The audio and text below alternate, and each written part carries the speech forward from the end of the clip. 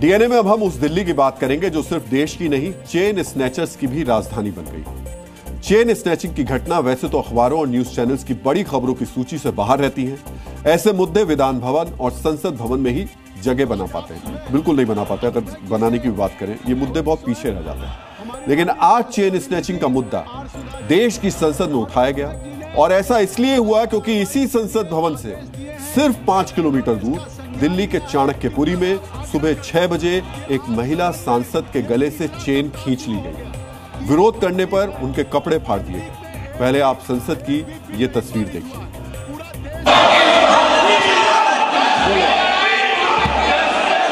अध्यक्ष जी से खुद स्वयं हमारी माननीय सदस्य मिली थी आर सुधा जी, उन्होंने इसका संज्ञान लिया है और उन्होंने दिल्ली पुलिस को सख्त कार्रवाई के लिए आदेश किया है। कृपया मैं फिर अपील करता हूं। तो एक महिला सांसद से चेन स्नैचिंग हुई है। राष्ट्रपति भवन से 5.5 किलोमीटर की दूरी पर, संसद भवन से 5.5 किलोमीटर की दूरी पर, चाणक्यपुरी पुलिस स्टेशन से लगभग 3.5 किलोमीटर की दूरी पर, दिल्ली पुलिस मुख्यालय से लगभग 7 किलोमीटर की दूरी पर, पोलैंड दूतावास के बिल्कुल करीब चाणक्यपुरी के वीवीआईपी इलाके और हाई सिक्योरिटी जोन में और लूट की शिकार हुई है एक महिला सांसद। तब सुबह के 6 बजे थे और तमिलनाडु की कांग्रेस सांसद आर सुधा मॉर्निंग वॉक कर रही थी। बाइक सवार आए और चेन छीनकर भाग गए। सुधा राधाकृष्णन तमिलनाडु हाउस में रहती है। ये मेरे सामने आप देखेंगे तमिलनाडु हाउस है। सिक्योरिटी के लिहाज से चारों तरफ यहां पर पुलिस का पहरा रहता है, लेकिन उसके बावजूद आज सुबह तकरीबन 6:30 बजे के आसपास सुधा राधाकृष्णन के साथ चेन स्नैचिंग की जाती है, जिसके लिए सुधा राधाकृष्णन ने गृह मंत्री अमित शाह को एक पत्र लिखा और उसमें दिल्ली की सुरक्षा पर सवाल खड़े किए गए हैं। डीएनए मित्रों, जिस इलाके में यह घटना घटी है वो वीवीआईपी इलाका है, लिहाजा वहां की सुरक्षा बेहद कड़ी होनी चाहिए, लेकिन शायद ऐसा नहीं था और इसी वजह से महिला सांसद के साथ हुई घटना ने सबको हैरान कर दिया।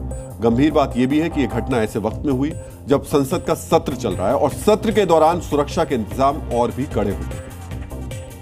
I came back to a government guest house. While on the way, I saw the patrol vehicle. There was two police. I informed them. I introduced myself. I'm a MP. This incident happened just now. This accused is escaping. The person, go and catch hold of them. He's just simply taken my name and phone number. That's all. Not even informed through walkie-talkie, alert police, traffic police. No, didn't do anything. सांसद सुधा जो कह रही हैं वो बेहद गंभीर है। आरोप है कि सांसद की बात भी अनदेखी कर दी गई। दिल्ली पुलिस के लिए जैसे ये एक सामान्य घटना थी और यहीं पर कुछ गंभीर सवाल भी खड़े होते हैं। जब सांसद सुरक्षित नहीं है तो आम महिलाओं की सुरक्षा की क्या गारंटी? जब हाई सिक्योरिटी जोन में यह हाल है तो दिल्ली के बाकी इलाकों का क्या हाल होगा? क्या दिल्ली पुलिस उतनी सतर्क और चौकस है जितनी होनी चाहिए? मित्रों, इस घटना के बाद आपको यह भी जानना चाहिए कि दिल्ली में आखिर अपराध के मामलों की स्थिति क्या है और अपराध रोकने में दिल्ली पुलिस के उपाय कितने कारगर हैं। हम आपको इसके ताजा आंकड़े भी दे देंगे, लेकिन उससे पहले आपको यह बताते हैं कि इस घटना के बाद राजनीति कैसे बढ़ गई। मित्रों, संसद में इस मुद्दे पर जो हंगामा हुआ वो हमने आपको पहले ही बताया, लेकिन इसके साथ ही सांसद ने गृहमंत्री अमित शाह को चिट्ठी लिखी, बताया कि उनकी सोने की चेन छीन ली गई है और इस हमले में उनकी गर्दन पर चोट लगी है। कांग्रेस सांसद प्रियंका गांधी सुधा के साथ लोकसभा स्पीकर के पास पहुंची, उनसे शिकायत की। प्रियंका ने दिल्ली में महिलाओं की सुरक्षा पर भी सवाल उठाए। Yes, unfortunately, she says that when she approached the vehicle, the police vehicle, that they didn't have much, they didn't respond. So it's obvious that if that's the case with an MP, then ordinary women, when they go through these things, which is an everyday issue that they have to face, especially in cities like Delhi, there's so much violence against women, crime against women.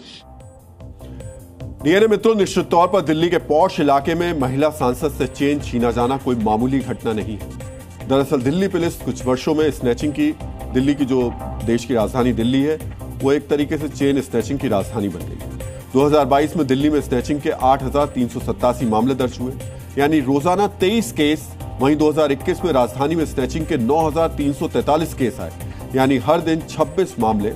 Metro शहर की बात करें तो snatching के मामलों में अकेले दिल्ली का योगदान 74% रहा। यही नहीं, ऐसे मामलों में दिल्ली में डिटेक्शन जो दर है वो भी सिर्फ 38% है, यानी 10 में से 6 स्नैचर ही कभी वो पकड़े ही नहीं गए।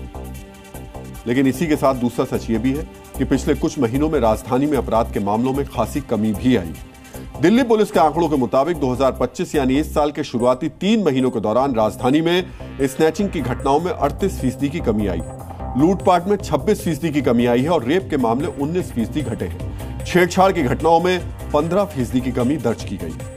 ये अच्छी बात है कि राजधानी में क्राइम का ग्राफ गिरने लगा है, लेकिन तभी दिल्ली पुलिस की जिम्मेदारी और भी बढ़ जाती है इस सुधार के लिए सिलसिले को वो बरकरार रखे।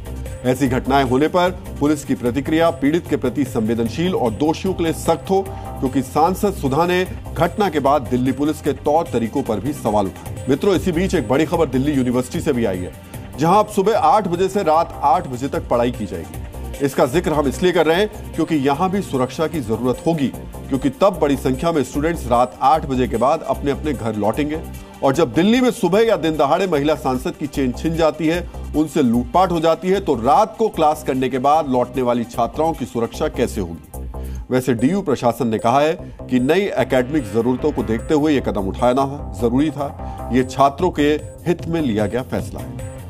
लेकिन फैकल्टी इस मसले पे और इस फैसले से निराश है। उनका कहना है कि इससे उन पर मेंटल और फिजिकल प्रेशर बढ़ जाएगा। डीयू के शिक्षकों के संगठन ने सुरक्षा के मुद्दे को भी उठाया है। रात 8 बजे तक क्लास रखने में सुरक्षा बहुत बड़ा मुद्दा है।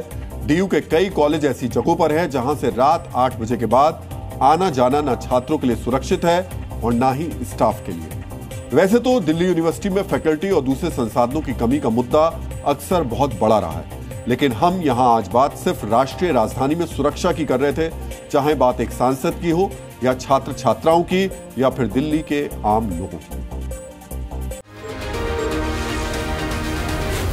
Zee News.